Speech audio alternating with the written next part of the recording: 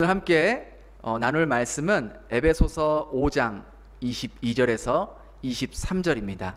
에베소서 5장 22절에서 23절 우리 한 목소리로 함께 같이 읽도록 하겠습니다. 아내들이여 자기 남편에게 복종하기를 주께 하듯 하라.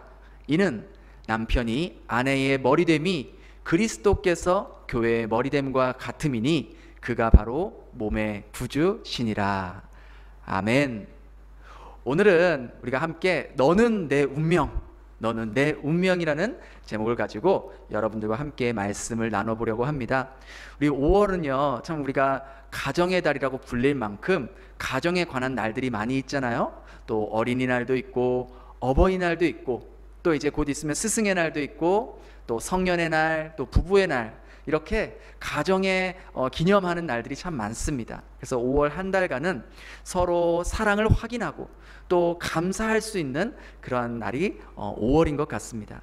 그런데 안타깝게도 2019년 통계청에 따르면요, 2019년 1년 동안 결혼한 커플이 23만 9천 건이 등록이 되어 있습니다. 그러니까 약 한 48만 명의 남녀가 만나서 결혼을 했다는 거예요. 근데 그와 동시에 2019년 1년 동안 이혼한 헤어진 커플이 11만 800건으로 조사가 되었습니다. 근데 더 심각한 것은 뭐냐면 점점 우리나라가 해가 갈수록 결혼하는 숫자는 급격하게 줄어들고 헤어지는 숫자는 점점 늘어나고 있는 것이 심각한 문제입니다. 이 도표를 보시면은요, 2017년에는 결혼한 커플이 26만 4천 건이었어요. 그에 반해 이혼한 건은 10만 6천 건이고 2018년에는 결혼 등록은 25만 7천 건, 좀 줄어들었죠? 근데 이혼한 건은 2천 건이 늘어서 10만 8천 건.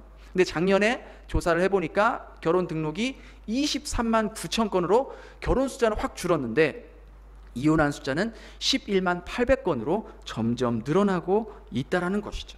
그런데 이 이혼한 숫자의 11만 800건 중에서 무려 37%인 3만 8천 건의 이혼이 결혼 생활을 20년 이상 한 부부에서 이혼이 등록이 되었다는 겁니다. 이것을 황혼 이혼이라고 하는데 이 황혼 이혼이 전체 이혼한 퍼센티지의 37% 이상을 차지했다라는 것이죠.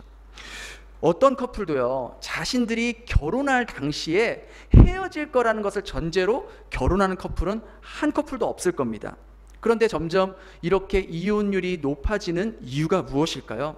그걸 조사를 해보니까 이혼을 하는 가장 큰 원인 중에 하나가 1위가 52%를 차지했는데 성격 차이라고 그렇게 나왔습니다. 그 다음에 20%가 이제 경제적인 어떤 경제적인 부분, 또 나머지 10 몇 %는 이제 뭐 외도 혹은 여러 가지 시부모님의 문제, 뭐 그러한 것들로 쭉쭉쭉 순위가 있는데 1위가 그러니까 두 커플 중 한 커플에 이혼하는 사유가 52%가 성격 차이라고 나왔다고 합니다. 여러분의 부부관계는 어떠신가요? 여러분의 부부관계는 지금 청신호를 밝히고 계신가요? 날씨로 따지면 맑음을 나타내고 계신가요? 아니면 이혼까지는 생각하지 않지만 남편과의 관계에서, 아내와의 관계에서 빨간불이 켜져 있거나 메마른 관계, 형식적인 관계, 식어진 관계로 살고 있진 않으십니까? 그렇다면 왜 그렇게 되었을까요? 분명 거기에는 이유가 있을 거예요. 그리고 그 이유를 분석하다 보면은요, 해결책이 반드시 나올 겁니다. 어떻게 하면 이 메마른 관계, 식어진 관계, 적신호의 부부관계를 아름다운 관계, 또 청신호의 관계로 회복할 수 있을까? 만일 여러분들이 지금도 여러분의 부부관계가 좋고 서로 아름다운 관계가 되어 있다면 어떻게 하면 더 아름다운 관계, 더 하나님께서 보시기에 정말 아름다운 부부의 관계로 만들어낼 수 있을까 함께 고민하는 시간을 가져보았으면 좋겠습니다. 그래서 제가 시리즈로 오늘과 주일 이렇게 말씀을 전하게 되는데 두 번에 걸쳐서 너는 내 운명이라는 제목을 가지고 여러분들과 말씀을 나누려고 합니다. 그래서 오늘은 아내가 남편을 위해서 어떻게 하면 정말 지금의 남편이 이 말씀의 제목처럼 내 운명 같은 사람이 될 수 있을까? 어떻게 하면 다시금 우리의 아름다운 부부관계가 회복될 수 있을까? 그러기 위해서 아내 된 나는 무엇을 해야 될까라는 것을 우리가 한번 살펴보려고 합니다. 여러분은 아직도 여러분의 배우자를 정말 이 제목같이 너는 내 운명, 너는 내 운명 같은 사람이야 라고 생각하고 계십니까? 아니면 반대로 여러분의 배우자를 어휴, 너는 내 왼수, 너는 내 십자가 라고 생각하며 살아가고 계십니까?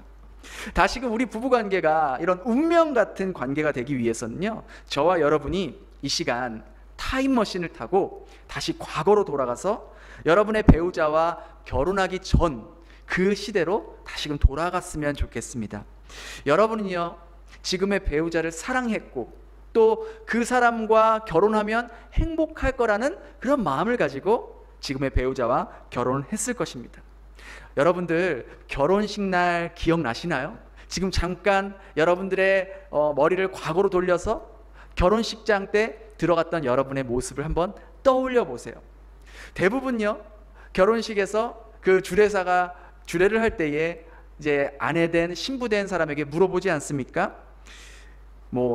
신부 누구누구는 이 남편 누구누구와 함께 살면서 힘들든지 즐겁든지 어렵든지 행복하든지 여러분의 남편을 사랑하고 끝까지 헌신하겠다고 서약하시겠습니까?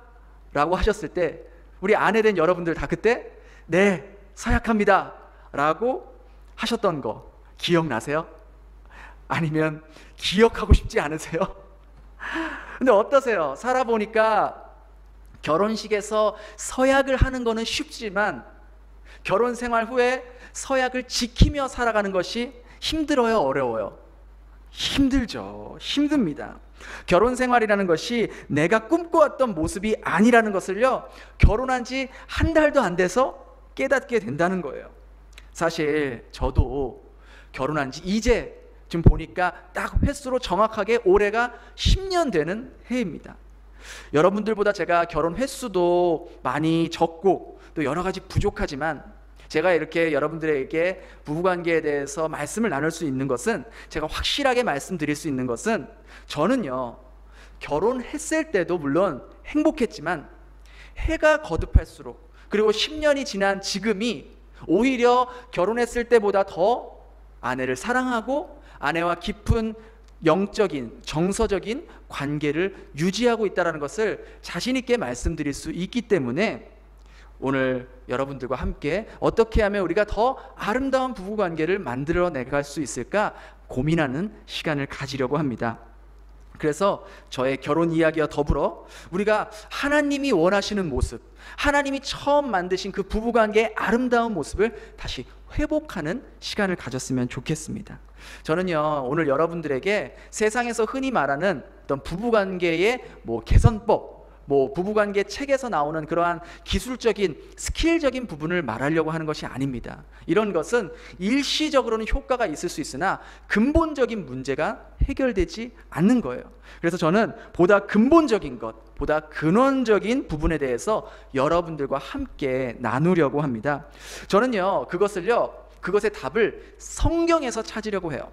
성경이야말로 시간이 지나고 시대가 지나고 문화가 바뀌어도 진리이고 변하지 않는 하나님의 말씀이기 때문에 우리가 다시 부부관계도 성경의 모습으로 돌아간다면 바로 하나님께서 원하시는 그리고 아름다운 부부관계가 회복될 줄 믿습니다.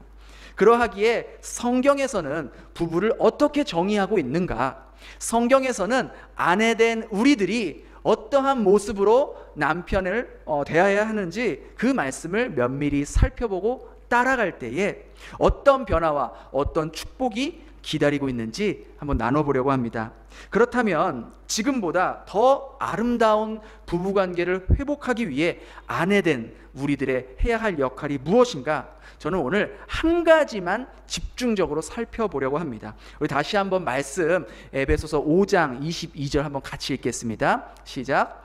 아내들이여 자기 남편에게 복종하기를 주께 하듯 하라. 결론부터 말씀드리면요, 아내가 남편에게 복종하는 것이 아름다운 부부관계를 유지하고 회복하는 비결입니다. 우리가 흔히 복종이라는 말을 쓰게 되면요, 마치 약자가 강자에게 굴복해서 하는 것처럼 그렇게 느껴지는 이미지가 강한데요, 이 말씀을 공동 번역과 또 현대인의 성경으로 보면은 남편에게 복종하기를, 이 복종이라는 단어를 순종으로 번역을 했습니다. 그래서 저도 이 복종이라는 이미지는 좀 수동적인 이미지가 강한 반면에 순종이라는 이미지는 좀 자발적인 그러한 느낌이 강하기 때문에 복종이라는 단어 대신에 순종이라는 단어를 사용하면서 말씀을 나누겠습니다. 그런데 이렇게 아내가 남편에게 순종하는 것이 아름다운 관계의 비결이다 라고 말하면 어떤 분은 저에게 에이 목사님, 지금 목사님 시대가 어느 시대인데, 지금 남녀가 평등한 시대인데 무슨 아내가 남편에게 순종하라는 말을 하십니까? 장 목사님 그렇게 안 보셨는데 좀 남성 우월주의가 있으신 것 같다, 젊으신 분인데 생각은 완전 조선시대 사람 같다 라고 생각할 수도 있어요. 그런데 오늘 제 얘기를요 끝까지 한번 들어보시고 여러분들이 남편에게 순종하실지 하지 않으실지를 결정하셔도 늦지 않는다는 것입니다. 우리가 남편에게 순종해야 할 이유는요, 바로 그것이 하나님의 창조 질서가 담겨져 있기 때문입니다. 많은 아내들은요 이렇게 말할 수 있어요. 아니, 남편이 가장의 역할을 제대로 못하는데 어떻게 순종할 수 있겠습니까? 순종할 만해야 순종하죠. 남편과 제 생각이 너무 달라요. 남편은요 신앙도 없기 때문에 저와 의견 차이가 늘 항상 갈등이 일어나고 부딪힙니다. 그런데 어떻게 제가 남편에게 순종할 수 있겠어요? 어떻게 남편의 의견에 따를 수 있겠습니까? 아마 이 이야기를 들으면서 많은 우리 여집사님들이 맞아 내 말이 그 말이야 라고 생각하시는 분들도 계실 거예요. 맞습니다. 살다 보면 현실적인 문제 때문에 서로 의견 차이가 나고 갈등이 생기고 언쟁과 다툼이 생깁니다. 아이들 교육 문제, 시부모님 문제, 경제적인 문제, 신앙적인 문제, 이렇게 가정의 다양한 문제들을 놓고 남편과 의견이 나눌 수 있는 게 사실이에요. 그런데 성경이 말하는 것은요, 이런 문제들에 대해서 아내가 무조건 남편의 의견을 따라야 한다는 것이 아닙니다. 이것은 아내의 마음속에 있는 경향성이 어떠해야 하는지를 뜻하는 거예요. 여러분, 우리가 왜 부부싸움이 일어납니까? 대부분 서로의 의견을 고집하기 때문이에요. 양보하지 않기 때문이에요. 이럴 때 아내의 역할이 중요한데요, 아내는 남편이 명백히 잘못한 것이 아닌 이상 서로의 의견이 달랐을 때, 충돌되었을 때 일단 남편의 의견에 순종해야겠다라는 그 마음, 남편의 그 의견을 따라야겠다는 그 마음의 그 경향성을 갖고 있어야 한다라는 거예요. 비록 나와 의견이 다르더라도 남편의 의견을 무시하지 말고 무조건 틀렸다라고 말하지 말고 그 의견을 들어주고 절충해 나가려는 그 마음이 있어야 된다는 것이죠. 그동안 여러분, 우리들의 모습을 한번 돌아보길 바랍니다. 나는 남편과 의견이 대립되었을 때 내 의견만 주장했지? 아니면 내 의견만 주장했지 정말 그 남편의 의견을 들어주려고 했던 그런 마음이 있었는가? 노력하려고 하는 마음이 있었는가? 여러분, 우리 예수님이 우리의 삶을 어떻게 인도하고 계십니까? 주님이 우리를 인도하실 때 이해되고 납득되는 방법으로 인도하실 때가 더 많습니까? 아니면은 이해하지 못하고 납득되지 않은 방법으로 인도하시는 경우가 많습니까? 보통은 후자인 경우가 더 많아요.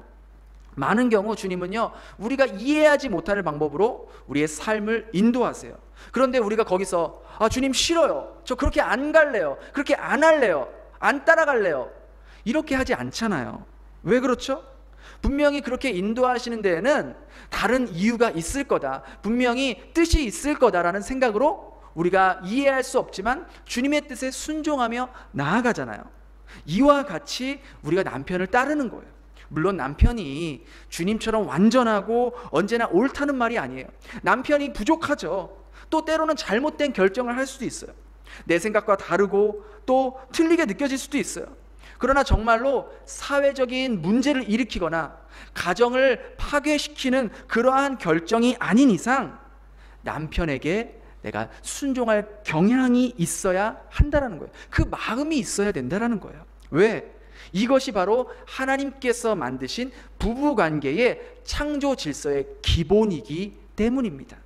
만일 어떻게 해서라도 내 남편이 내 의견에 동의해줘야 되고 내가 납득해야지만이 내가 따르겠다, 그러한 마음을 가지고 있다면 어쩌면 그것은 부부관계에서 보이지 않는 암초가 존재하는 것 수도 있다는 것이죠.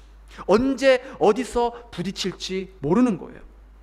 만일 요즘 여러분들이 남편과의 관계에서 또 대화 가운데서 자주 충돌이 일어나고 절충되지 못하는 그런 일들이 번번이 일어나면은요, 한번 아내 된 여러분 마음속에 내가 남편에 대한 불순종의 암초가 자리 잡고 있지 않는지 한번 돌아보셨으면 좋겠습니다.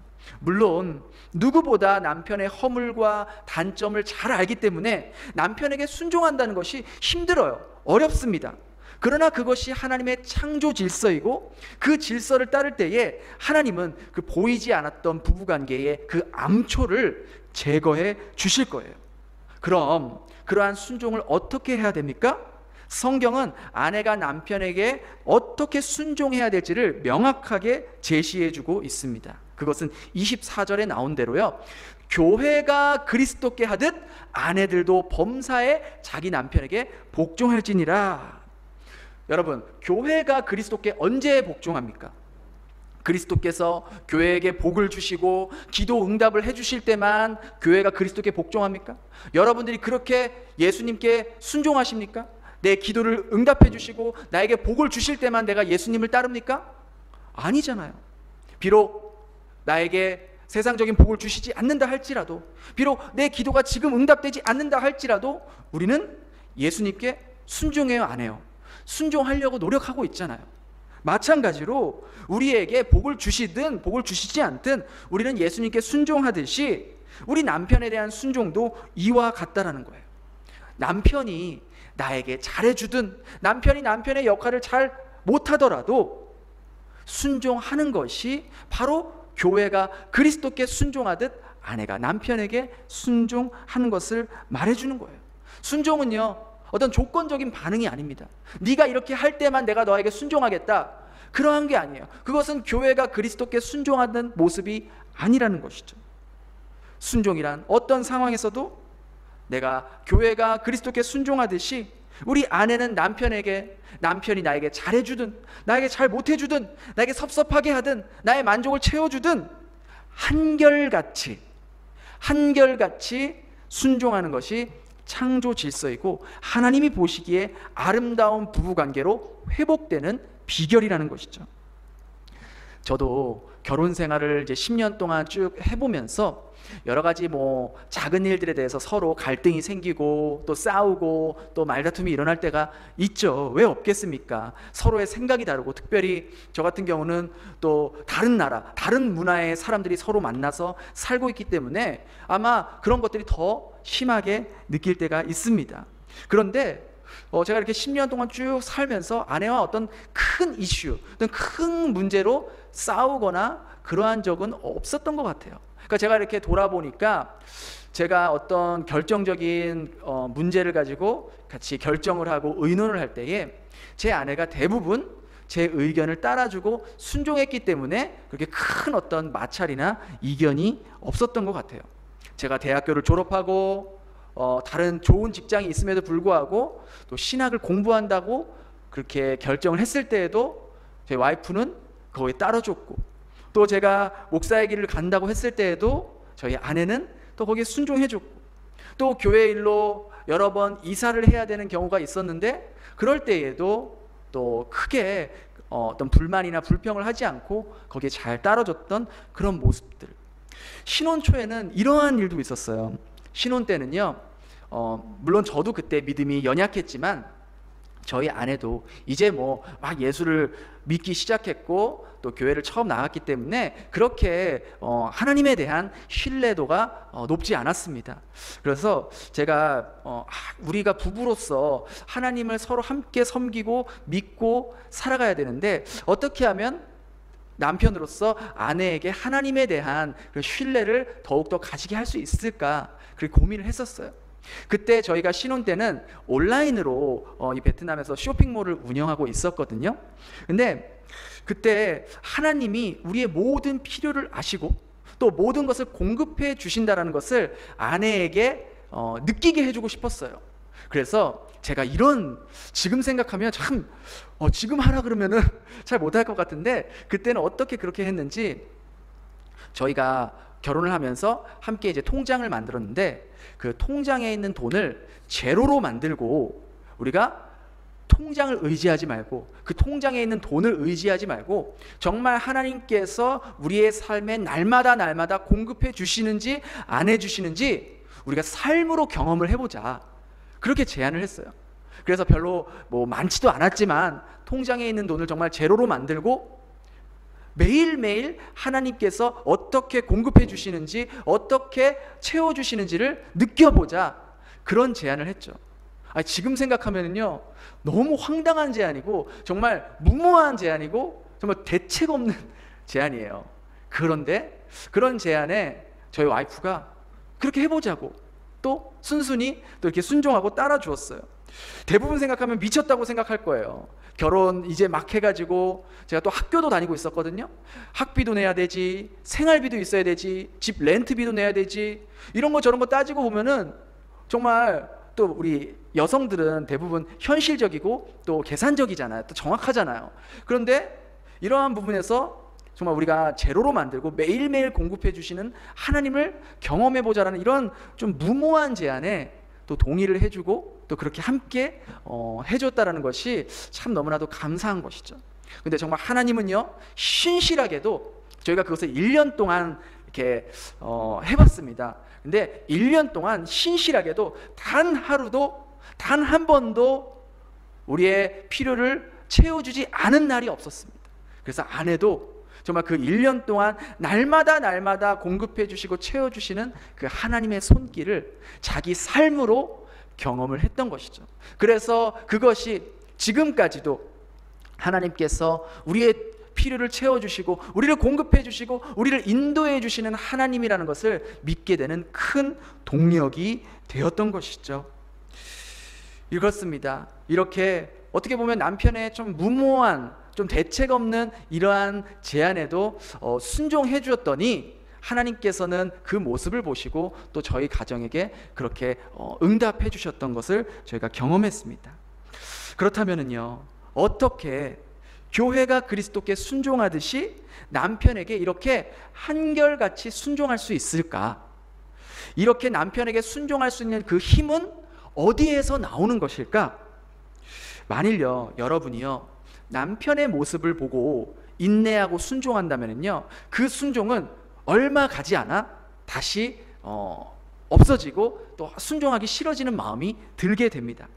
여러분 가운데 큰 결심을 하고, 그래, 내가 이제 남편이 무슨 말을 하든지 순종해야지, 내가 잘 따라야지, 잘 존중해줘야지, 그렇게 마음을 먹으면요, 며칠을 가지 않고 그 결심이 무너지게 됩니다.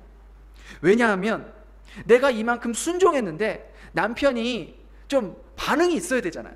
내가 이만큼 해줬으면 당신도 좀 뭔가 변화가 있어야 되는 거 아니야?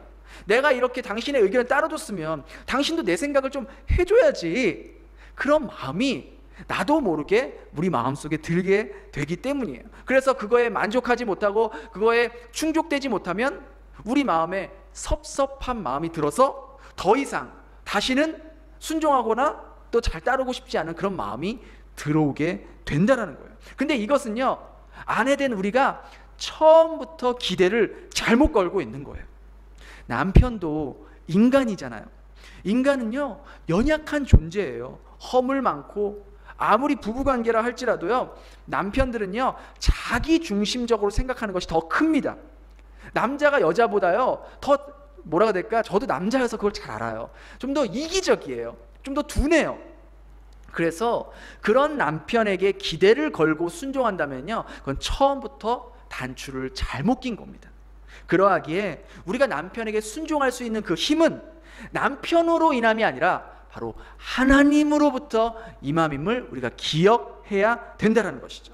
더 깊은 의미로 말씀드리면 남편이라는 존재 때문에 순종하는 것이 아니라 하나님께서 이 사람을 내 짝으로 지어주셨기 때문에 그 하나님의 권위에 순종해서 남편에게 순종할 수 있는 거예요. 그리고 그 하나님은 자신의 권위에 순종하는 그 사람에게 하나님께서 예비하신 복을 그 가정에 허락하시고 또 부부관계를 아름답게 회복시키시는 겁니다. 누구를 통해서? 하나님을 보고 그 남편에게 순종한 아내를 통해서 말입니다. 하나님께만 소망이 있기 때문에요, 하나님을 바라볼 때 남편에게 순종할 수 있고, 그리스도를 바라볼 때 모두 다 예수님을 배신한, 자신을 배신한, 그러나 끝까지 그들을 사랑한 그 마음을 품을 때만이 비로소 남편에게 끝까지 한결같이 순종할 수 있다는 것이죠. 때로는 믿지 않는 남편에게 순종하고 싶지 않은 마음이 들 때가 많이 있습니다. 그럴 때에도 남편 때문에 순종하는 것이 아니라, 남편을 보면 순종할 수 없지만 나의 순종을 통해서 남편을 변화하게 하실 그 하나님을 바라볼 때, 나의 순종을 통해 하나님께서 기뻐하실 그 모습을 바라보면서 남편에게 한결같이 순종할 수 있다는 것이죠. 특별히 아직 예수님을 믿지 않는 남편, 혹은 자신은 믿는다라고 하지만 예수님과의 인격적인 관계가 맺어져 있지 않는, 오랫동안 신앙생활을 하지 않는 그런 남편, 그 남편을 두신 분은요, 이 말씀을 꼭 기억하시기 바랍니다. 우리 베드로전서 3장 1절, 우리 현대인의 성경으로 한번 같이 읽겠습니다. 시작. 아내된 여러분은 남편에게 순종하십시오. 그러면 주님의 말씀을 믿지 않는 남편이라도 말없이 실천하는 여러분의 행동을 보고 누굴 믿게 돼요? 하나님을 믿게 될 것입니다. 하나님을 믿게 될 것입니다. 여러분, 이 말씀을 여러분의 마음에 잘 간직했으면 좋겠어요. 예수님을 믿지 않는 남편과 살아가는 여러분이, 여러분에게 가장 첫 번째 기도 제목, 가장 1순위 기도 제목이 무엇입니까? 바로 남편의 영혼 구원이지 않겠습니까? 여러분은 아마 매일 이것을 위해서 기도하실 거예요. 그런데 아이러니한 사실은요, 남편이 신앙을 갖는 일에 가장 결정적인 장애 요소가 되는 것이 무엇인지 아십니까? 바로 아내된 우리의 모습인 거예요. 우리가 매일 남편을 위해 기도하지만 가정에서 남편과의 마찰, 갈등, 순종하지 못함으로 인하여서 오히려 남편이 신앙생활을 시작하는 데에 아내인 내가 가장 큰 장애 요소가 될 수도 있다는 것이죠. 믿지 않는 남편을 위해서 기도하는 거 너무나 중요합니다. 하나님은 그 기도를 통해서 반드시 영혼 구원을 이루실 거예요. 그러나 그 기도에 순종의 삶이 실리지 않는다면 큰 힘을 발휘할 수가 없다는 거예요. 남편의 영혼을 구원하는 것도 하나님의 뜻이지만은요, 아내가 남편에게 순종하는 것도 하나님의 뜻이라는 것을 기억하시기 바랍니다. 누구보다 가장 전도하기 힘든 대상이 누구입니까? 바로 가족. 그 가족 중에서 나의 모든 것을 알고 있는 내 남편이지 않습니까? 그러나 우리의 기도를 통해, 우리의 순종을 통해 지금까지 돌 같았던, 전혀 변하지 않을 것 같은 그러한 모습의 남편이라 할지라도 우리의 순종을 통해서 한순간에 그 돌 같은 마음을 부드럽게 변하게 하실 분도 바로 하나님이시라는 거예요. 생명의 역사가 어찌 고난 없이 일어날 수 있겠으며, 여러분의 남편을 하나님 앞에 인도하는 일에 어찌 희생 없이 그 일이 일어날 수 있겠냐라는 것이죠. 정말 여러분은 여러분의 남편을 예수님께 인도하기 위해서 남편 앞에서 철저하게 자기를 꺾어 본 적이 있으십니까?